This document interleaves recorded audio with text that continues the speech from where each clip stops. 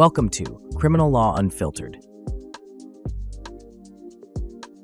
Hello, and welcome back to Criminal Law Unfiltered with Robert M. Helfend.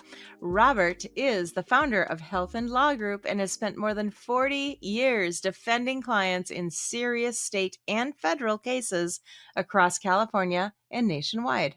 With thousands of cases behind him, he's known for strategic, aggressive defense when the stakes are highest. I'm Leanne Lyon, and in this episode, we are talking about federal drug cases.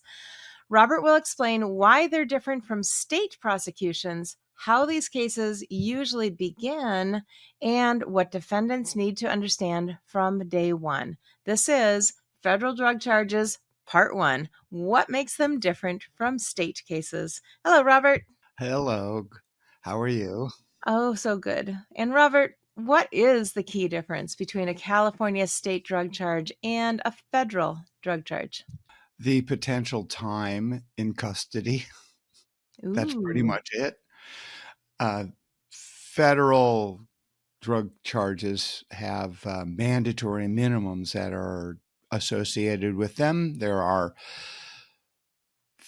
well, if you can have a prosecutor offer you, if you're going to plead guilty, if you can get a prosecutor to offer you a non-man-min charge, that would be good. But federal drug charges have 5-year mandatory minimums, 10-year mandatory minimums. And if you have priors, if a prosecutor files a prior conviction against you, those are 5 years each. Ooh. And there's always something else. If you have 2 or more drug dealing offenses in your lifetime, federal prosecutors can basically charge you with that, and the judge could sentence you to life in prison. So as a career criminal. So the difference between state and federal is about as wide as the Grand Canyon. It's a big difference. Okay. And in that case, which drug cases are most likely to draw a federal prosecutor's attention? Well, it's normally driven by the quantity, and it has to be a large quantity of drugs. Federal drug charges, they actually play out over months and could be maybe even years. The federal government is after large-scale operations with many people involved, and after months and months and months, they decide when is the time to kind of pounce, and they will serve search warrants on people, search warrants on different homes, and what happens is that once those search warrants are served, the people that live there normally, if they can, they get counsel, and then counsel contacts the U.S. attorney involved in the case. And what they want to happen is for all the underlings to basically roll on the bigger guys. And that's kind of what happens. With state cases, it's basically, the police pull over a car and they find a pound or 2 of drugs in the car, and they arrest you, and you can post bail. And the local district attorney, like in LA County here, or Ventura, or Orange County, or San Bernardino, they file a charge against you. Mm-hmm. So that's the difference. And it's not months and months and months. It happens within a month or 2 of your arrest. So it's just like on TV. I don't know about that. I'm just kidding about that. I don't watch TV. Yeah, it's probably a good thing. You just be like catching all the errors, right? But how do federal narcotics investigations usually start then? And when they do the people always know that they're being investigated? No, not necessarily. I don't know exactly how things start, but more than likely, somebody with drugs is caught, and then they are interviewed by law enforcement, and then they give, or the police or FBI or DEA, they grab their phone, and then they work backwards through the phone, and then they start going up the ladder, and that's kind of how it works. I don't know that the person who's in charge of everything knows about it, but normally they do. You'd be surprised they know. And like the people that are getting caught, some way, somehow, they'll get a message to them. The other thing is, if a large shipment is intercepted, of course, the people that are sending it know that it didn't make it, and they're going to investigate it. And, everybody wants paperwork. So the person who's in charge, that person normally gets it from somebody else. And that somebody else could be in another country, and they want to know, why didn't my 3,000 pounds of cocaine make it? So they want paperwork to prove you just didn't steal from me. And conspiracy charges, let's talk about that. Why are they so common in federal drug cases, and what do they mean for defendants? Well, conspiracy just means an agreement between two people or more. So on a drug case, you typically have a conspiracy, because unless you're working alone, you have the bigger guys have other people that work for them, that deliver for them. And even those people have people underneath them who are distributing it, streetwide. So that's why. So that's, there's normally, in a drug case, you could have, 8, 9, 10 people involved with a conspiracy. Very common. Okay. And the one thing about a conspiracy charge is that, and it's one of the traps you have to kind of watch for in a federal case, is if you have a client that the government wants you to plead guilty to being part of a conspiracy, they might have had 1 ounce of, I keep saying coke, but it could be meth. The drugs today have fentanyl in them, so that's very big. And the government will go after people with small amounts of fentanyl now, especially when there was a death involved. So quantity is not as important with fentanyl. The government is looking to wipe out the fentanyl deaths. So one of the pitfalls in a conspiracy case is, if the government wants your client to plead guilty to a conspiracy charge, the trap is that when you get the probation report, the government's going to say, well, the conspiracy involved 360 pounds, although your client was involved in 1 ounce.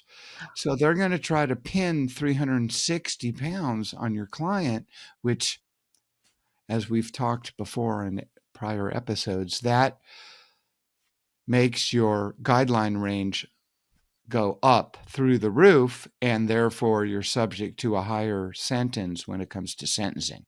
Now, you indicated earlier that when it's a federal charge, that there's mandatory minimums usually. How different are charges when it does stay within the state of California? How different can they be?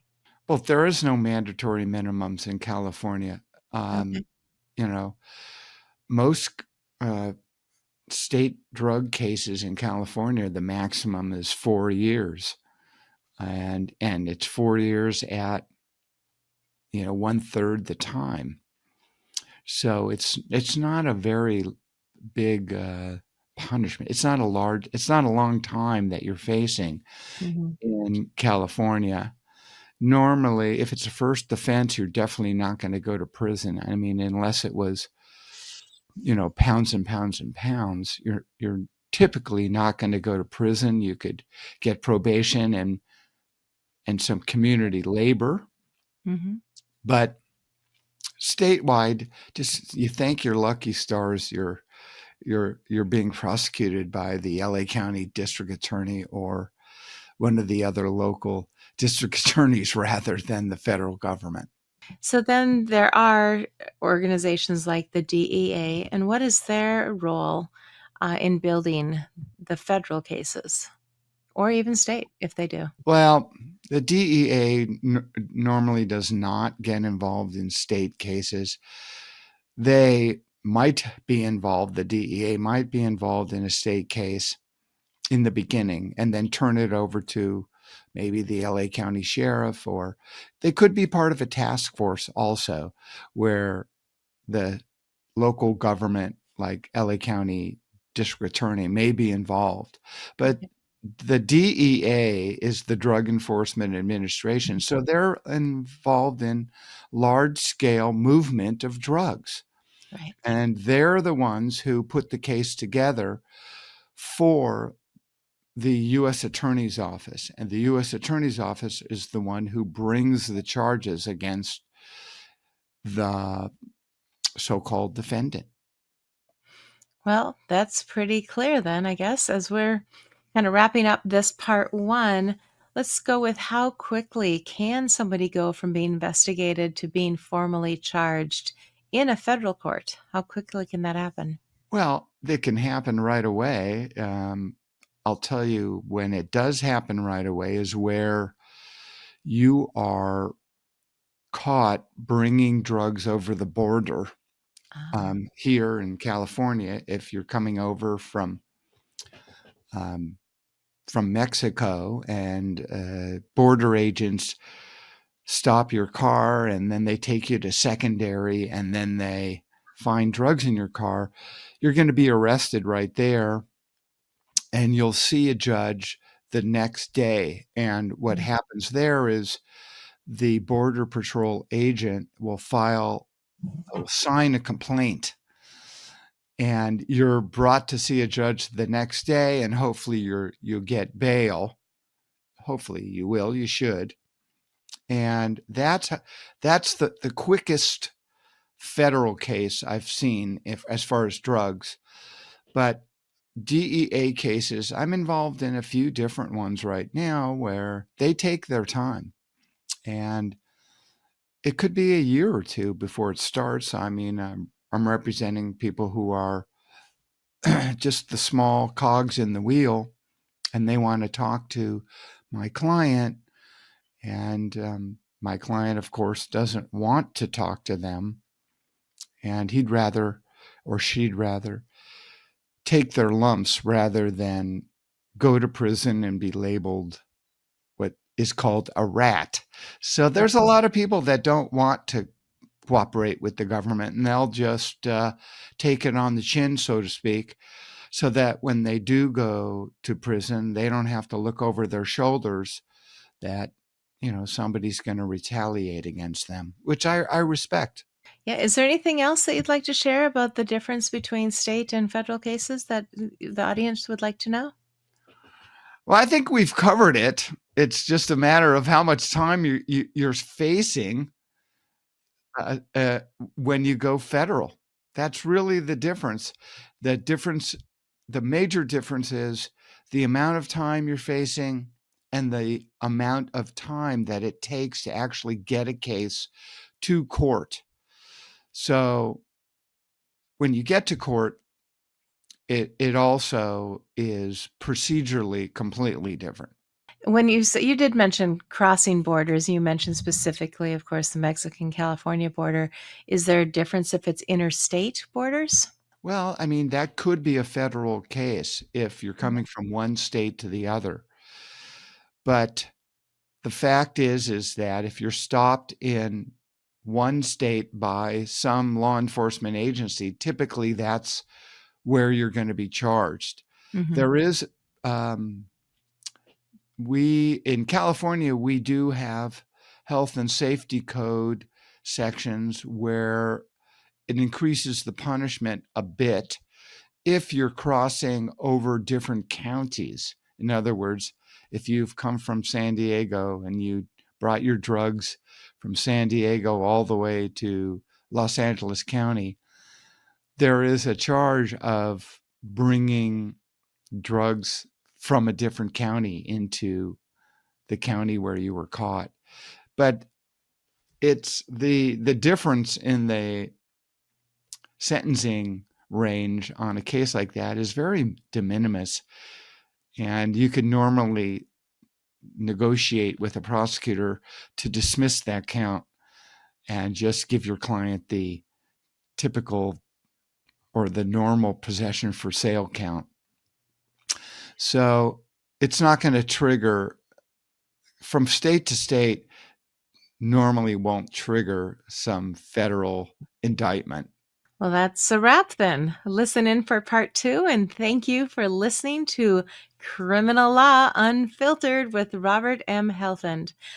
Federal drug cases move fast, as we've heard, and carry severe penalties. If you or someone you care about is under investigation, visit robertmhelfend.com to learn how Robert and his team can help. And don't forget to subscribe, leave a review, and share this episode. See you soon. See you later.